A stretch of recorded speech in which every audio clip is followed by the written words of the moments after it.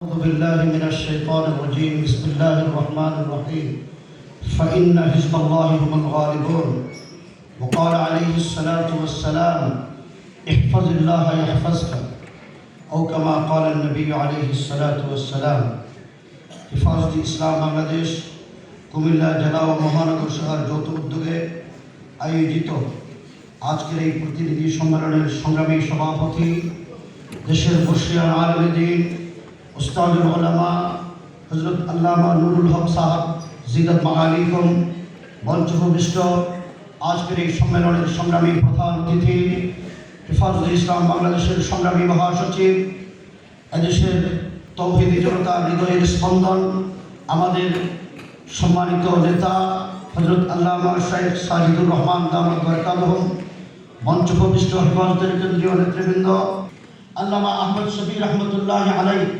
হেফাজত যখন শুরু হয় তখন তিনি বলেছিলেন দারুল উলুম দেওবন্দের যে কর্মসূচি হেফাজতের সেই কর্মসূচি হাকিমুল ইসলাম কারি মোহাম্মদ তৈয়ব রহমতুল্লাহ আলাইহি দারুল উলুম দেওবন্দ প্রতিষ্ঠার 4 মূলনীতি ঘোষণা করেছেন। 1 নম্বর হলো তাওহীদ খালিস, 2 নম্বর ইত্তেবায়ে সুন্নাহ, 3 নম্বর তাআল্লুক আল্লাহ, 4 নম্বর হলো ইলাহি কালিমাতুল্লাহ। হেফাজত ইসলাম দারুল উলুম দেওবন্দের এই 4 মূলনীতির ভিত্তিতে বাংলাদেশে আল্লাহর জমিনে আল্লাহর দ্বীনের বিজয় পতাকা উত্তোলন করার জন্য মাঠে নেমেছে, মাঠে থাকবে ইনশাআল্লাহ।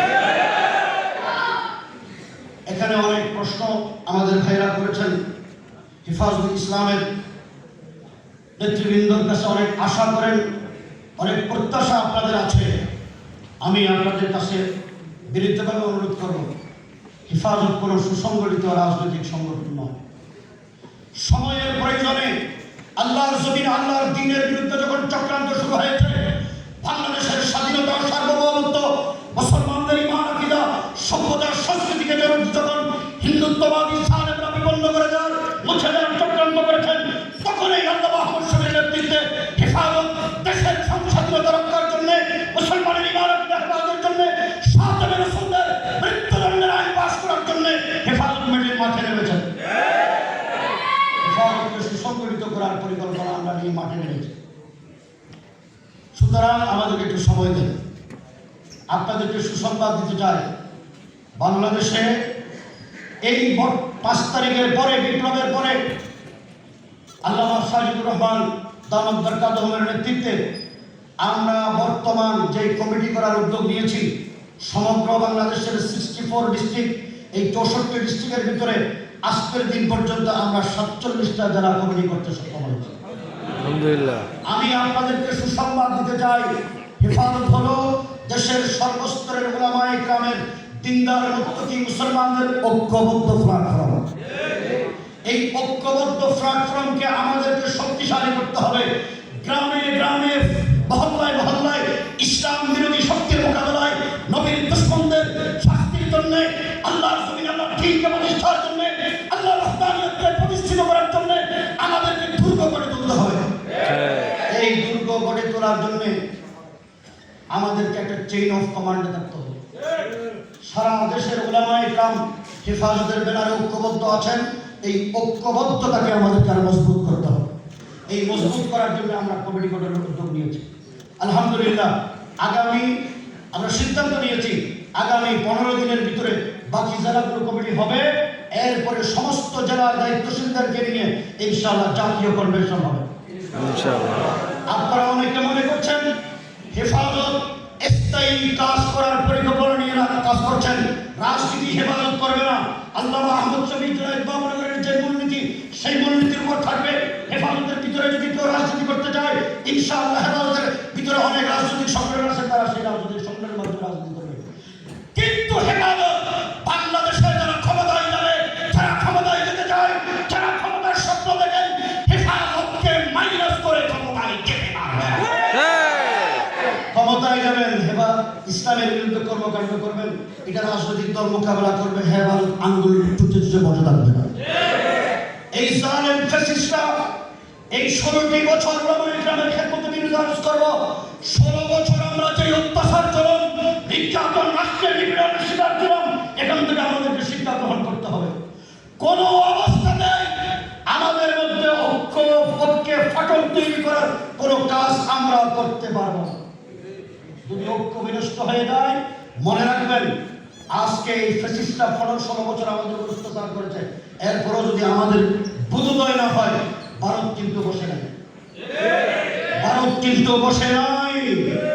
আমার হযরত মাওলানা আফজল সাহেব বলেছেন 16 বছর এই ফ্যাসিস্টরা ক্ষমতায় থাকার সময় ক্ষমতাকে পাকাভুক্ত করার জন্য উলামায়ে কেরামদের ভিতরে অনেককে তারা চাপে ফেলে বিভিন্ন প্রলোভনে দিয়ে কাছে নিয়েছে। সুতরাং আমার কথা পরিষ্কার, সেকুলারিজম একটি কুফরি মতবাদ। সেকুলারিজম কুফরি মতবাদ। কোনো মুসলমান সেকুলার হতে পারে না।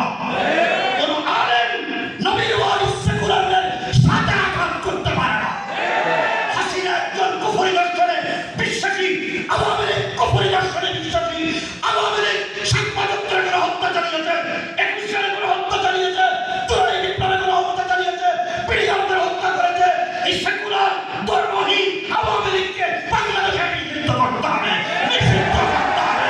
আওয়ামী লীগের সাথে আপোষ করে না। কোরআন আমার কথা পরিষ্কার।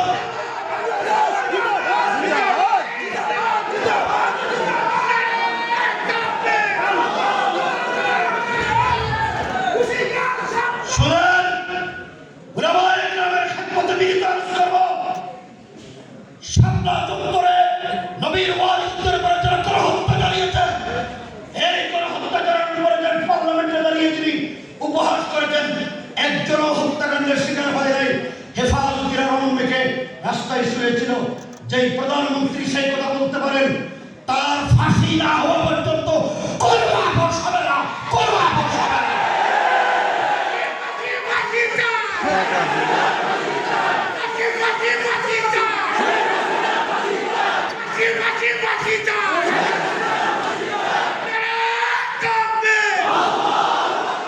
আজকে আরো বলতে চাই, জুলাই বিপ্লবে আমার সন্তানরা, আমাদের মেয়েগুলো, আমার বাচ্চারা, ছাত্র জনতা যেভাবে রক্ত দিয়েছে, এই রক্তের বিনিময়ে আজকে আমরা স্বাধীনতা পেয়েছি। এই স্বাধীনতায় আমাদের রক্ত আছে। হেফাজতের নেতা কর্মী, কওমি মাদ্রাসার ছাত্র শিক্ষকরা শাহাদাত বরণ করেছেন।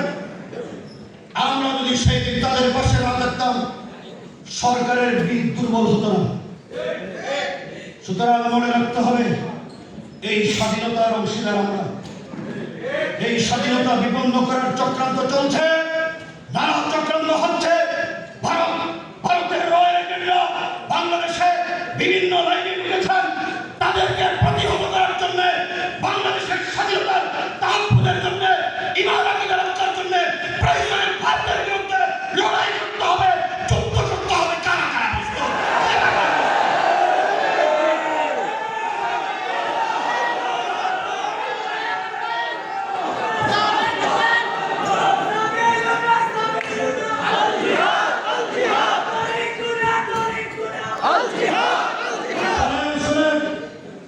আমি আপনাদেরকে স্মরণ করে দিতে চাই, এই কুমিল্লায় আল্লামা জুনায়েদ বাবনগরে আল্লামা আহমদ শফীর বহু প্রোগ্রাম বাতিল করা হয়েছে। আমাদের আকাবেরদেরকে যারা অপমান করেছেন, আপনাদেরকে বলতে চাই, এই অপমানের প্রতিশোধ নেওয়ার জন্য তৈরি থাকতে হবে। এদেরকে মাঠে থাকতে দেওয়া যাবে না, মাঠে থাকতে দেওয়া যাবে না। আপনাদের খেদমতে আরেকটি কথা বলতে চাই, মামলার কথা বলা হয়েছে। আমি এখানে মহাসচিব সাহেব আছেন, আমি আছি, হযরত মাওলানা মামুনুল হক সাহেব, জুনায়েদ আল হাবিব সাহেব সহ 5 তারিখের পরে আমরা যেই কষ্ট এবং ত্যাগ স্বীকার করেছি, এখানে আছে। ওলামায়ে কেরাম জানেন না, সব কথা সবাই বলা যায় না, কিন্তু এই পরিবেশ নষ্ট করবো না।